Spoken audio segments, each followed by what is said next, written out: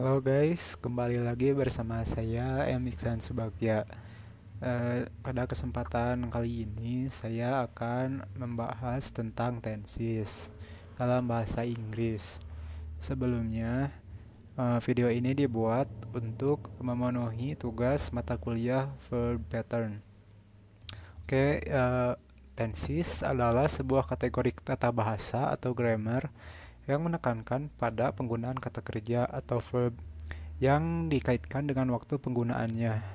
Dengan kata lain, tenses adalah pembedaan bentuk kata kerja untuk menyatakan perbedaan waktu dan durasi suatu perbuatan atau kejadian. Tenses dibagi menjadi tiga berdasarkan waktunya, yaitu present, past, dan future. Tenses dalam bentuk present. Yang pertama adalah simple present tense. Digunakan untuk menunjukkan fakta, kebiasaan, dan keadaan umum yang terjadi pada saat ini. Rumusnya yaitu subject plus verb plus complement. Contoh kalimatnya you are beautiful. Yang kedua yaitu present continuous tense. Digunakan untuk membicarakan aksi yang sedang berlangsung. Yang paling utama dari tense ini adalah adanya durasi waktu untuk kata kerjanya. Rumusnya yaitu subject plus mr is plus verb ing plus complement. Contoh kalimatnya we are studying English. Yang ketiga yaitu present perfect tense. Digunakan untuk menunjukkan suatu aksi atau kejadian yang sudah selesai dan menekankan pada hasilnya. Rumusnya yaitu subject plus has atau have plus verb 3 plus complement. Contoh kalimat I have finished my homework. Lalu yang keempat yaitu present perfect continuous tense. Digunakan untuk menunjukkan aksi yang dimulai pada masa lampau dan terus berlanjut sampai saat ini. Rumusnya yaitu subject plus has atau have plus been plus verb ing plus complement.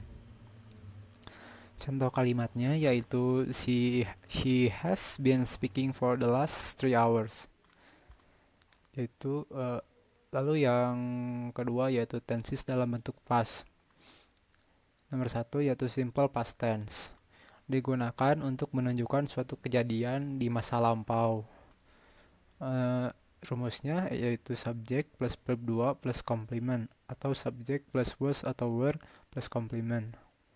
Contoh, you were beautiful atau she was beautiful. Past continuous tense. Digunakan untuk menunjukkan suatu kejadian yang sedang terjadi pada masa lampau.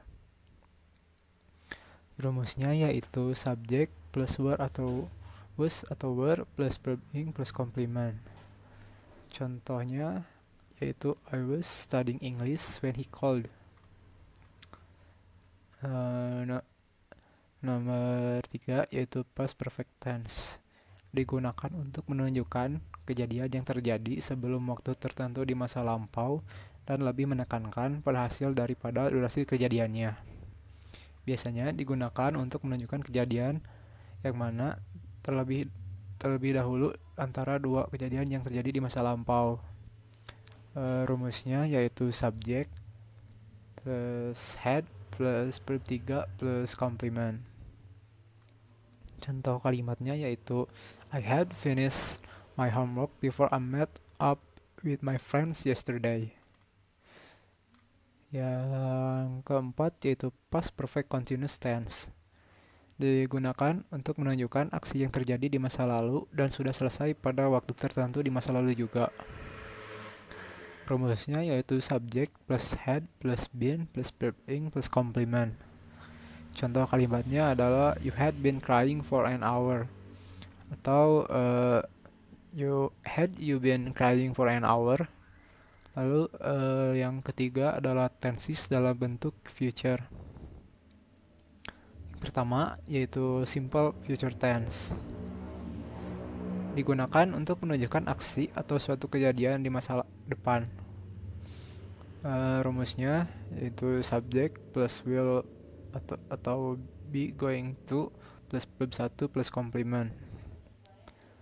Contoh kalimatnya adalah I'm going to work hard for this company,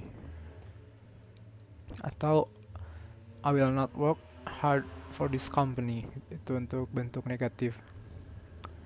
Yang kedua adalah future continuous tense. Digunakan untuk menunjukkan suatu aksi atau kejadian yang akan terjadi di suatu waktu tertentu di masa yang akan datang.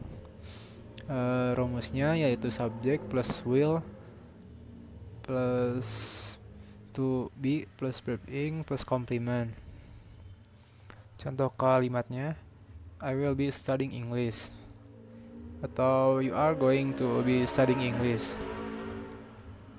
Yang ketiga yaitu future perfect tense. Digunakan untuk menunjukkan aksi yang akan berakhir di masa depan. Rumusnya yaitu subject plus will have plus verb 3 plus complement. Contoh kalimatnya yaitu I will have finished my homework. Yang keempat yaitu future perfect continuous tense. Digunakan untuk menunjukkan aksi yang akan terus terjadi di masa depan. Tense ini menekankan pada hasil yang sudah terjadi. Rumusnya yaitu subject plus will plus have plus been plus verb ing plus complement. Contoh, in 2020 she will have been working here for 2 years. Ya, sekian penjelasan yang bisa saya sampaikan. Mohon maaf bila ada kekurangan dalam pembuatan video ini. Terima kasih atas perhatiannya. Stay safe and healthy. Bye.